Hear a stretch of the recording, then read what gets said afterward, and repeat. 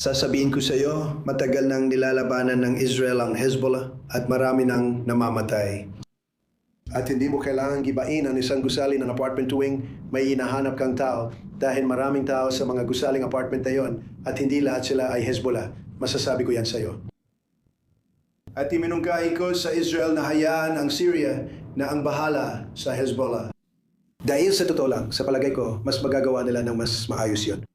2 oras bago namin pirmahan ang kasunduan, may nangyaring pag-atake sa Lebanon, sa Beirut.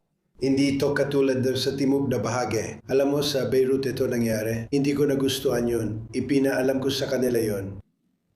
Hindi ko talaga nagustuhan. Pero sa tingin ko, mabilis na pag-isa ng Syria ang bansa nila. Ang galing niya. Mabuti siya sa akin. Pinrotektahan niya lahat ng hiningi ko at ginawa niya yon. At kung hindi kayang gawin ng Israel ang trabaho nang hindi pinapatay ang lahat, siya ang gagawa ng trabaho. Gagawin ng Syria ang trabaho. Alam mo, merong maliit na. May ilang drone na pinalipad at siya ang gumawa ng isang malupit na atake. Nakita ko kung saan napunta ang bomba. Nakita mo ba yon? Malupit yon. Sobra na yon. Alam mo, pwede ka ring sumobra. Ngayon, kasama natin si Bilal Sladin ng I24 News English at si Yakov Lapin, Security Analyst at host ng Ross Handler Report para sa mas malalim na talakayan. Sige. Malinaw na, habang pinapakinggan natin ito, mahirap malaman kung saan magsisimula sa dami ng mga komentong pumapasok. Pero magsimula tayo sa mga komento tungkol sa Lebanon dito. Mahirap ang mga nakaraang araw sa Israel. Gusto ko lang bigyan din muli para sa ating mga manonood. Maraming tao ang nakakaramdam ng kawalang pag-asa, pag-abandona at pagkondena mula sa presidente ng US. Tingnan mo, lalo na sa laban natin sa radical na proxy ng Tehran, ang Hezbollah, na patuloy ng gugulo mula Lebanon. Alam mo ba kung susunod ang Hezbollah sa plano ng presidente? Ano ang pahayag nila tungkol sa tigil putukan at ano ang epekto nito sa atin ngayon?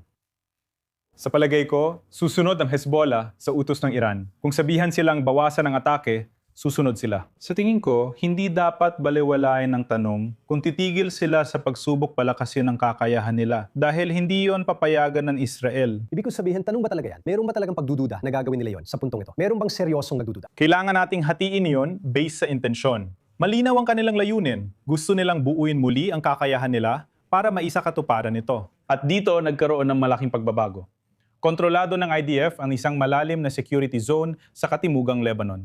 Mukhang kapareho ito sa kanila noong dekada 80 at 90. Ang pagkakaiba dito ay karamihan sa mga Shiite, sila ang nagsisilbing human shield, base at pinagmumulan ng mga recruit ng Hezbollah ay wala na ron. May ilan na unti-unting gumabalik sa kanilang mga tahanan, kaya nagbabago na muli ang Timog Lebanon. Hindi na ito kontrolado ng Hezbollah at wala na silang sariling estado roon. Ito ang kanilang sentro, pati Dahiya at Lambak ng Beka. Sa huli, malaking dagok ito sa plano nilang bumuo ng parang hukbong pananakop sa hangganan ng Israel. Susubukan ba nilang mga ambush o bumalik sa estilong gerilya? Kung gagawin nila, Ang IDF, mga rocket, mga misil, syempre. Oo, lahat mang kilalang gerilya taktika nila.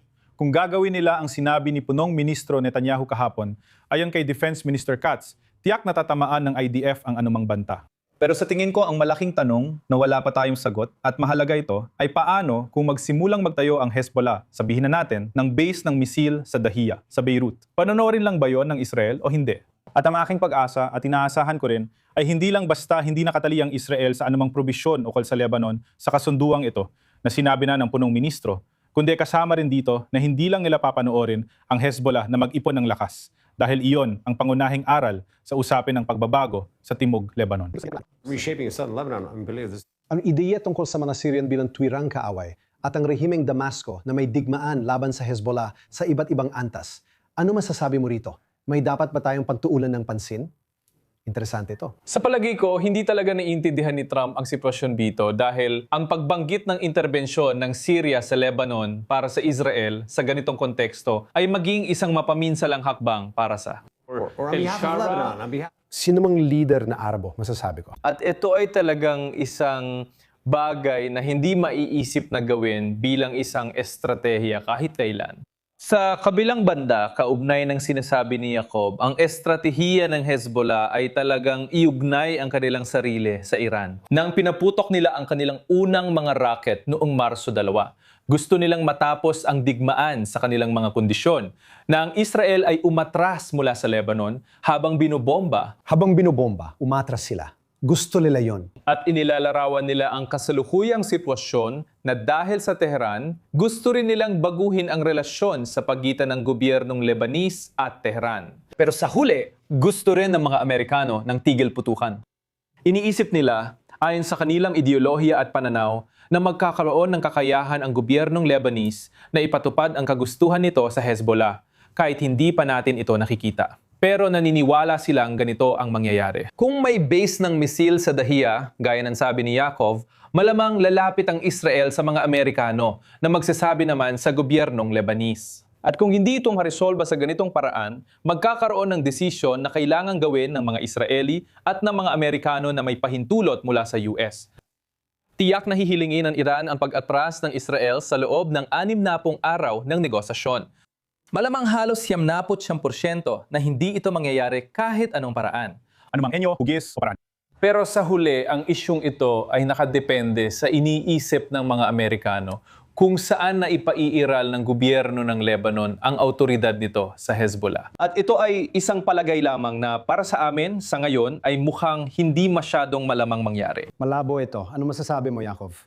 Sa tingin ko, ngayon lang tahasang pinuna ni Pangulong Trump ang ating mga taktika sa Lebanon at paano natin nilalabanan ang digmaan, lalo na sa usapin ng maliit na drone attacks. Hoy, sobrang na ito para pasabugin ang gusali sa Beirut. Nakakagulat dito sa Israel na makita ang Pangulo na pumupuna sa paraan ng ating pakikidigma. Gaano kaseryoso ang isyong ito sa tingin mo? Tingnan mo, seryoso ito, malinaw. Para sa amin, nakakahiya ito. Mapagkunwari ito. Kung may suicide drone na pumunta sa Washington, D.C., tiyak na makikipagdigma si Trump sa nagpadala. Kaya parang ang mensahe ni Biden ay, kunyari, panalo na tayo. Parang ganun ang dating na, alam mo yun, matagumpay mong naipagtanggol ang sarili mo. Kaya huwag ka nang gumante.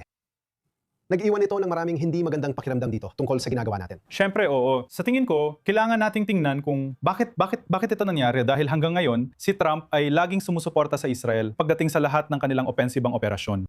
Sa tingin ko, dapat nating tingnan ang pressure na nararamdaman niya. Mula sa merkado ng langis, politika sa Amerika, sariling taga-suporta, at ilang bansa sa Gulpo.